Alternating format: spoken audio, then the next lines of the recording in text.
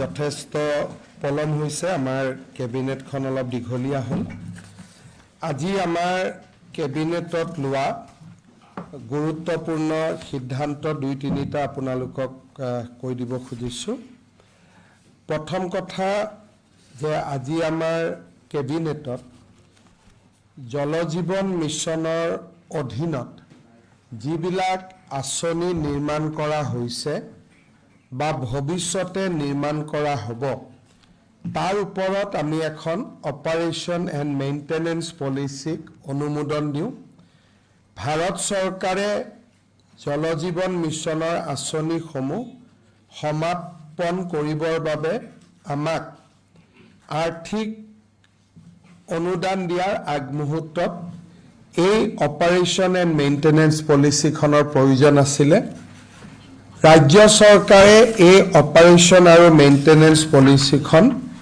আজি অনুমোদন জনোৱাৰ ফলশ্ৰুতিত অনাগত দিনত জল জীৱন মিছনৰ আঁচনিসমূহ আমি সম্প্ৰসাৰণ সমাপন কৰিবলৈ ভাৰত চৰকাৰৰ পৰা পাবলগীয়া যি পুঁজি আছে সেই পুঁজি পোৱাৰ পথ প্ৰশস্ত হ'ব জল জীৱন মিছনৰ কাম কৰা ঠিকাদাৰকে ধৰি বহুত লোক চিন্তাত আছিলে যে আমি এই আঁচনিৰ ধন পাম নে নাপাম ভাৰত চৰকাৰে আমাক কৈছিলে যে তোমালোকে ONM পলিচিখন পাছ কৰি কৰা তেতিয়া আমি তোমালোকক পৰৱৰ্তী অনুদান দিয়াৰ কথা বিবেচনা কৰিম আজি কেবিনেটে এই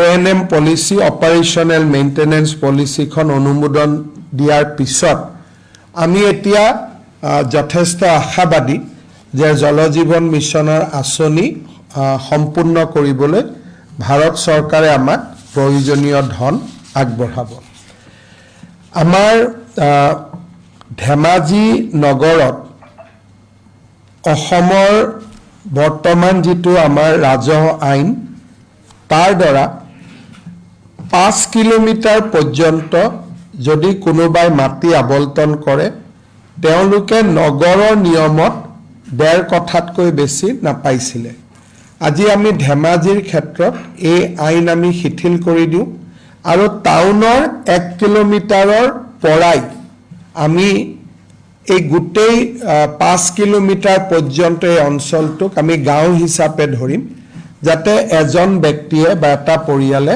7 বিঘা পৰ্যন্ত মাটি চৰকাৰৰ পৰা পাব পাৰে এই সিদ্ধান্তৰ ফলত ধেমাজিত বহুদিনীয়া অভিযোগ এটা বা অভাৱ এটা পূৰণ হ'ব আপোনালোকে জানে যে অহা 14 ফেব্ৰুৱাৰীত প্ৰধানমন্ত্ৰী নৰেন্দ্ৰ মোদী ডাঙৰীয়া আহিব ইণ্ডিয়ান ইনষ্টিটিউট অফ মেনেজমেণ্টৰ যিটো টেম্পৰাৰী কেম্পাছ তাক তেখেতে আনুষ্ঠানিকভাৱে মুকলি কৰিব আজি কেবিনেটে এই ইণ্ডিয়ান ইনষ্টিটিউট অফ মেনেজমেণ্টৰ পাৰ্মানেণ্ট কেম্পাছটোৰ কাৰণে আমি আজি কেবিনেটে প্ৰয়োজনীয় মাটি ইণ্ডিয়ান ইনষ্টিটিউট অফ মেনেজমেণ্টক আবলটন দিওঁ যাতে টেম্পৰাৰী কেম্পাছৰ লগতে পাৰ্মানেণ্ট কেম্পাছৰ কামতো IIM সংস্থাটোৱে আগবাঢ়ি যাব পাৰে মুখ্যমন্ত্ৰীৰ আত্মনিৰ্ভৰ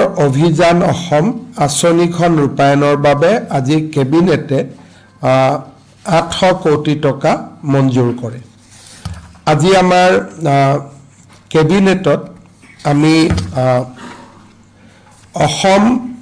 অষ্টম অসম পে কমিশ্যন যিটো ৰাজ্যৰ চৰকাৰৰ কৰ্মচাৰীসকলক 1 জানুৱাৰী তাৰিখে আমি ঘোষণা কৰিছিলোঁ যে ৰাজ্যত আমি অষ্টম বিত্ত আয়োগ বা দৰমহা আয়োগ গঠন কৰিম এই অষ্টম দৰমহা আয়োগখনক আজি আমি পূৰ্ণ ৰূপ দিওঁ অসম চৰকাৰৰ অতিৰিক্ত মুখ্য সচিব অৱসৰপ্ৰাপ্ত সুভাষ দাস ইয়াৰ অধ্যক্ষ হ'ব গুৱাহাটী ইউনিভাৰ্চিটিৰ অধ্যাপক ৰাতুল মহন্ত ইয়াৰ সদস্য হ'ব বাকি আমাৰ বিত্ত বিভাগ পাৰ্চনেল ডিপাৰ্টমেণ্ট জুডিচিয়েল ডিপাৰ্টমেণ্ট আদি কমিশ্যনাৰসকল এই আমাৰ আয়োগৰ সদস্য হ'ব ৰাজ্যৰ অষ্টম দৰমহা আয়োগ গঠনে আমাৰ কৰ্মচাৰীসকলৰ মাজত নিশ্চিতভাৱে আশাৰ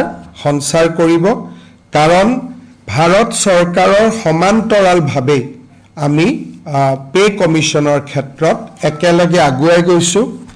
ভাৰতত এতিয়ালৈকে কোনো ৰাজ্য চৰকাৰে পে কমিশ্যন গঠন কৰা নাই। অসম এই ক্ষেত্ৰত এখন অগ্ৰণী ৰাজ্য হিচাপে স্বীকৃত হ'ব।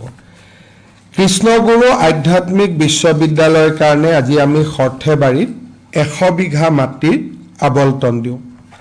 তাৰোপৰি জৱাহাৰ নবোদয় বিদ্যালয় স্থাপনৰ বাবে শোণিতপুৰ জিলা, চৰাইদেউ জিলা আৰু কামৰূপ মেট্ৰ' জিলাৰ চন্দ্ৰপুৰত আজি আমি ভূমিৰ আবণ্টন দিওঁ।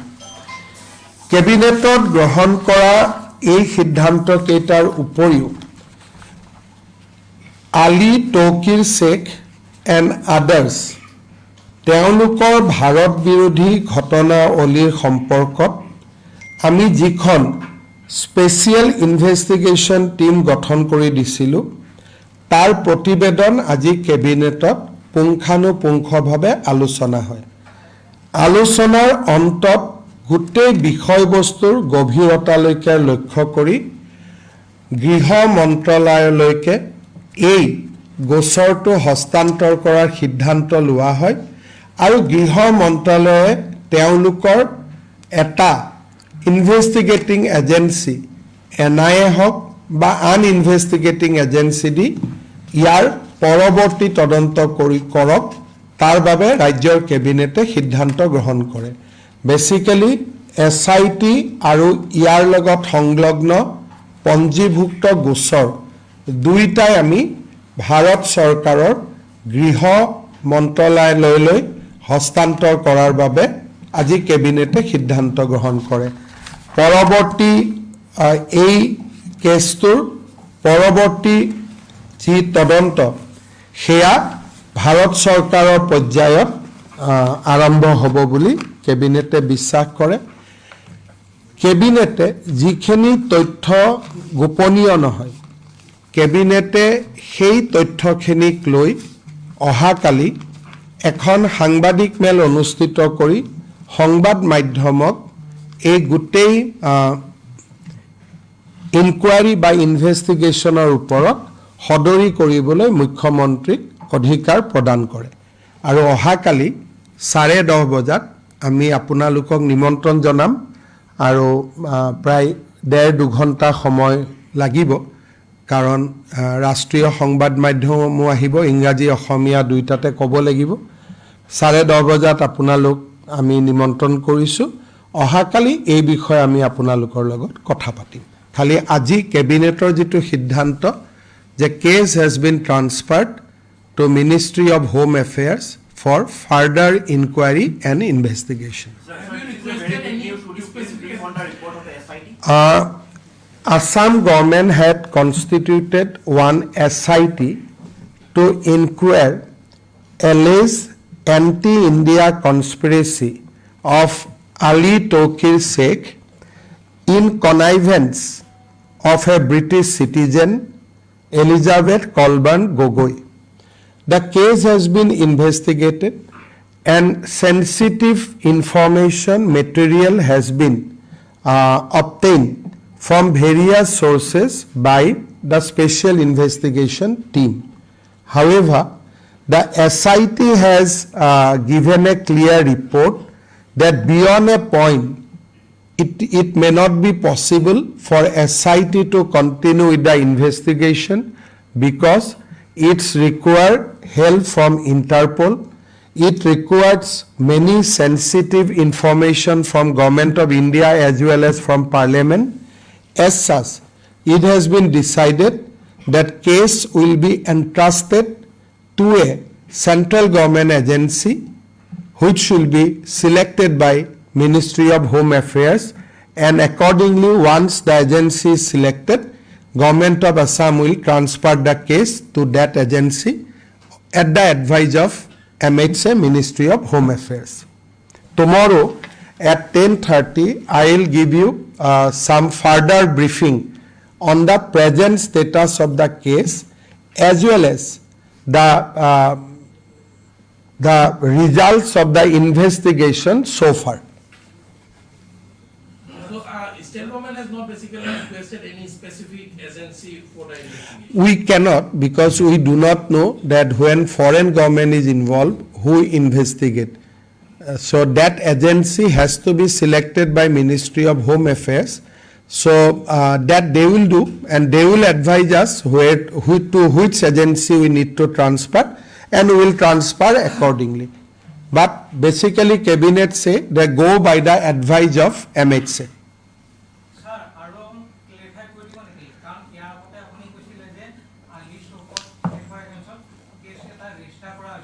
এতিয়া যেতিয়া এটা কেছ অসম পুলিচে ৰেজিষ্টাৰ কৰে, তাৰ পিছত কেছটো CBI-লৈকে অসম পুলিচে পঠাই দিব পাৰে, কেছটো NIA-লৈকেও পঠিয়াব পাৰে বা আন এজেঞ্চিলৈকেও পঠিয়াব পাৰে। আমি কেবিনেটে সিদ্ধান্ত লৈছোঁ যে এজেঞ্চিটো আমি চিলেক্ট কৰিব নালাগে, আমি ভাৰত চৰকাৰৰ গৃহ বিভাগলৈকে গোটেই প্ৰতিবেদনখন পঠাই দিম, যাতে গৃহ বিভাগে NIA-ক দিব বা CBI-ক দিব, সেই স্বতন্ত্ৰ সিদ্ধান্তটো যাতে গৃহ বিভাগে ল'ব পাৰে।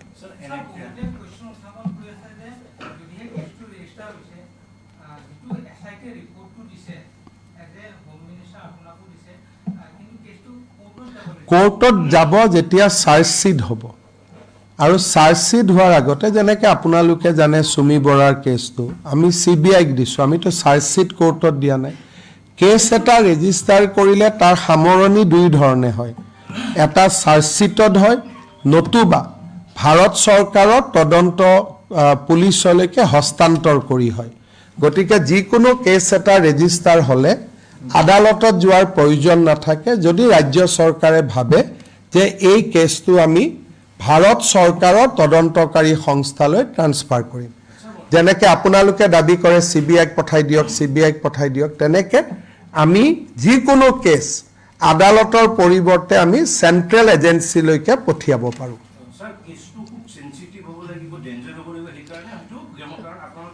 এইটো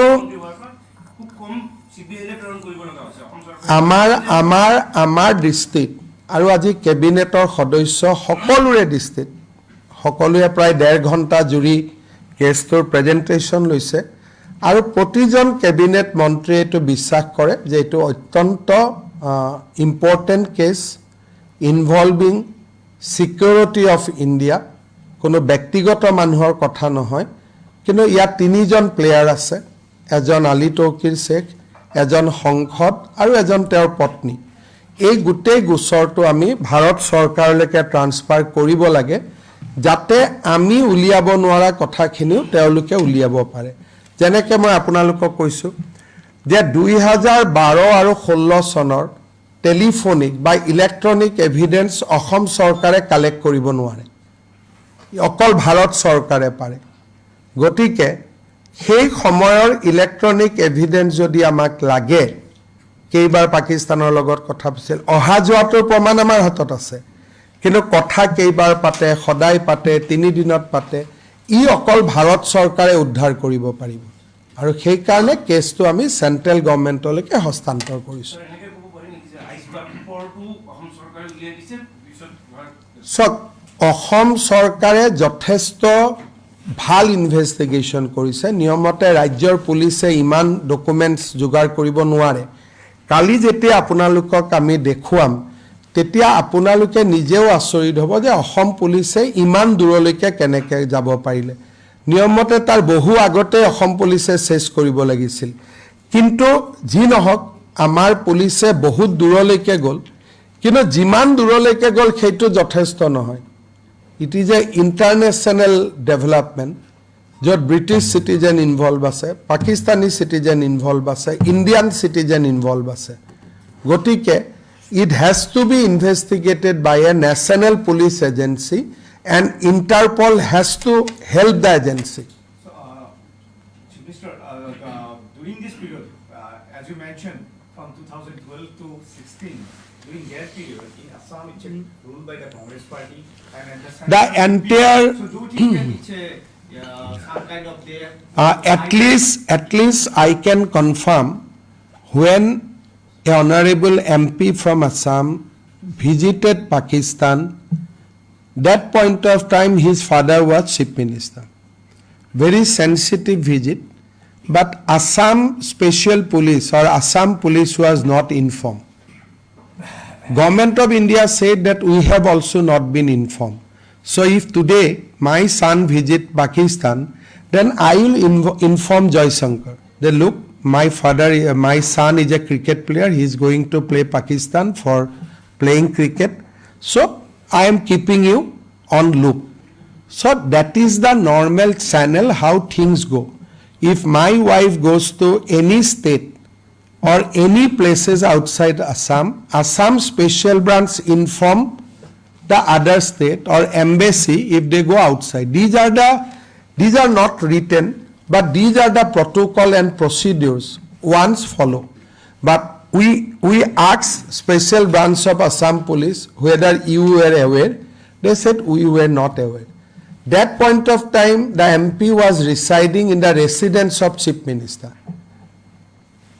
মুখ্যমন্ত্ৰীৰ ঘৰত থকা মানুহ এজন যেতিয়া পাকিস্তান যায় আৰু অসমৰ দৰে ৰাজ্য এখন য'ত নেকি আমি খুব সেনসিটিভ পাকিস্তানৰ আল কায়দাৰ পৰা আৰম্ভ কৰি বহুত ইয়াত নেটৱৰ্ক এক্টিভ আছে গতিকে মোৰ লৰা ছোৱালী পাকিস্তান বা দেশৰ শত্ৰু ৰাষ্ট্ৰত গলে আমি ভাৰত চৰকাৰক জনাবই লাগিব সো এই গুটেই ভিজিটটো ডাৰ্কত ৰখা হৈছিল আৰু আপোনালোকে যদি চাই জুৱাৰ আগতেও সংসদজনৰ সংবাদ মাধ্যমত সামাজিক মাধ্যমত তেওঁ এক্টিভ আছিল ঘুৰি অহাৰ পিছতো তেওঁ সামাজিক মাধ্যমত এক্টিভ আছিল বাট 10 days was completely blacked out মই যদি পৰ্যটনৰ কাৰণে গৈছো মই যতে যাও আমি তো ফটো পোষ্ট কৰো ফেসবুকত পোষ্ট কৰো টুইটাৰত পোষ্ট কৰো যদি মোৰ মনটোত একো পাপ নাই মই যতে গৈছো জুৱাৰ পৰাই মই পোষ্ট দিম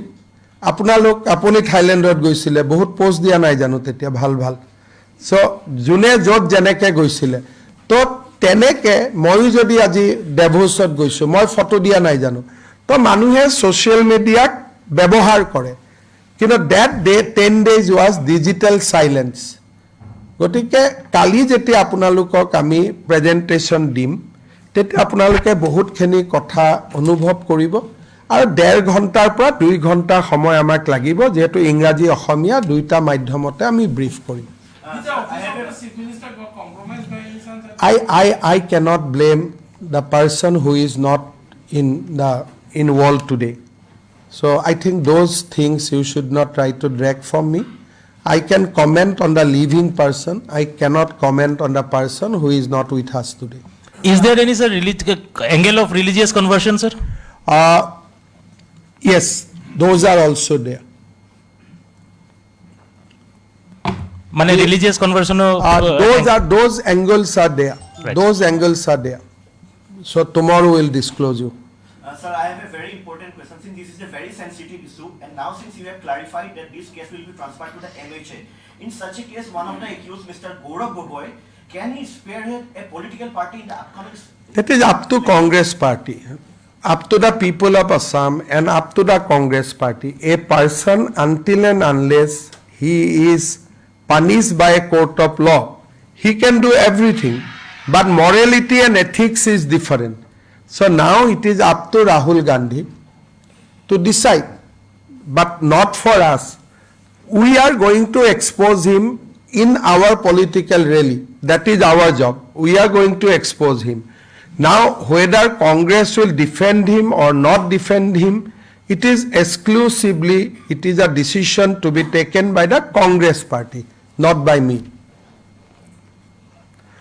শেষত আজি আমাৰ কংগ্ৰেছৰ যিটো যাত্ৰা সেই যাত্ৰাৰ সময়ত ভূপেন বৰাৰ যিটো অমাৰ্জিত আচৰণ আছিল আৰু মহিলাৰ ডিসেন্সি আমাৰ মহিলা সমাজৰ ডিসেন্সি যিটো থাকে তাক সম্পূৰ্ণৰূপে নষ্ট কৰা হৈছিল কেবিনেটে ডিৰেক্টৰ জেনেৰেল অফ পুলিচক এপ্ৰোপ্ৰিয়েট ক্ৰিমিনেল কেছ এটা ৰেজিষ্টাৰ কৰিবৰ কাৰণে নিৰ্দেশ দিছে কাৰণ অসমত মহিলাৰ বিৰুদ্ধে অশালীন ব্যৱহাৰক আমি কেতিয়াও মানি নলওঁ ভূপেন বৰা মীৰা বৰঠাকুৰ বুলি এগৰাকী ভদ্ৰ মহিলা আৰু দেৱব্ৰত শইকীয়া এই তিনিওগৰাকীয়ে এই ইনডিচেণ্ট যিটো ব্যৱহাৰ কৰিছিল মহিলাৰ প্ৰতি যিটো অমাৰ্জিত ব্যৱহাৰ কৰিছিল সেই ব্যৱহাৰটো অসমৰ ৰাইজে দেখা পাইছে গতিকে আমি অসম পুলিচক কেছ এটা ৰেজিষ্টাৰ কৰি under appropriate section of law আমি ইনভেষ্টিগেট কৰাৰ কাৰণে নিৰ্দেশ দিছোঁ মুখ্যমন্ত্ৰী মহোদয় আৰু এটা বিষয় আছিল যোৱাকালি নিশা প্ৰায় 1 বজাত ৰঙিয়া ৰেল ষ্টেচন 375টা মহ নোমোৱা হৈছিল আৰু যেতিয়া আমি অচিনাকি আজি আৰু ইমান ডাঙৰ দিয়াৰ পিছত আৰু মহৰ কথা তাৰমানে মই হ'ব কালি যাওক আৰু পৰহি ক'ব এতিয়া আজি মহৰ কথা ক'ত ওলাব টিভিত ঠিক আছে হ'ব Mr. Chief Minister, if you could brief it in English regarding the Bhupen Bora. Yesterday, while conducting a yatra, the ex-president of Congress Party in Assam, Sri Bhupen Bora, in collision with the leader of opposition, Sri Deborabroto Soikia, and one gentle lady, Mira Borthakur, in connivance, so very indecent gesture to the women community of Assam. We think that gesture was a collective insult to the women community of Assam. So we have directed Director General of Police, Sri Harmeet Singh, to immediately register a case and inquire the matter or inquire the case under appropriate sections of law. And I myself have seen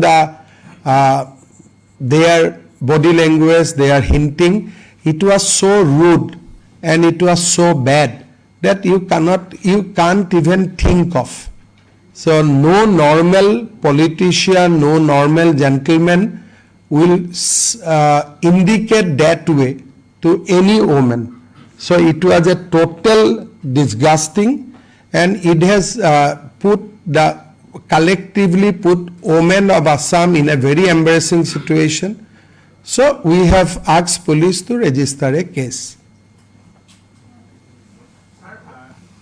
আপোনালোকৰ এছআইটিয়ে যিখিনি এতিয়ালৈকে তথ্য পালে প্ৰমাণ পালে তাৰ ভিত্তিত গৌৰৱ গগৈক যদি ভৱিষ্যতে গ্ৰেপ্তাৰ কৰিব লগা হয় এয়া চাওক মই এই কথাটো এইকাৰণে মোৰ মুখেদি আপোনালোকে উলিয়াব নালাগে বিকজ এতিয়া ইনভেষ্টিগেশ্যনটো ভাৰত চৰকাৰলৈ যাব আৰু ভাৰত চৰকাৰে কি কৰিব কি নকৰিব কালিৰে পৰা ই ভাৰত চৰকাৰৰ অধীনলৈ যাব তাৰপিছত মই পলিটিকেল কমেণ্ট কৰিব পাৰিম কিন্তু এডমিনিষ্ট্ৰেশ্যনৰ পৰা মই আৰু কমেণ্ট কৰিব নোৱাৰোঁ পলিটিকেলি কমেণ্ট কৰি থাকিম কিন্তু কাৰণ এই ইছ্যুবিলাক গভৰ্ণমেণ্ট লেভেলতো কৰা হয় ৰাইজৰ আদালততো লৈ যোৱা হয় চ' ৰাইজৰ আদালতত লৈ যোৱা কামটো মই কৰিব পাৰিম কিন্তু কেছটো কেনেকৈ আগবাঢ়িব তাৰ ৰূপৰেখা ভাৰত চৰকাৰে ঠিক কৰিব লাগিব আমাৰ হাতেদি নহয় যদি ভাৰত চৰকাৰে কিবা কাৰণে কেছটো নলয় যদি অসম চৰকাৰে কয় যে নহয় তোমালোকে ইমানখিনি কৰিলা তোমালোকে চেছ কৰা আমি ইয়াত আৰু যোগ দিবলগীয়া একো নাই তেতিয়া আমি চাৰ্জশ্বিট দিম তেতিয়া কথাটো বেলেগ হ'ব ধন্যবাদ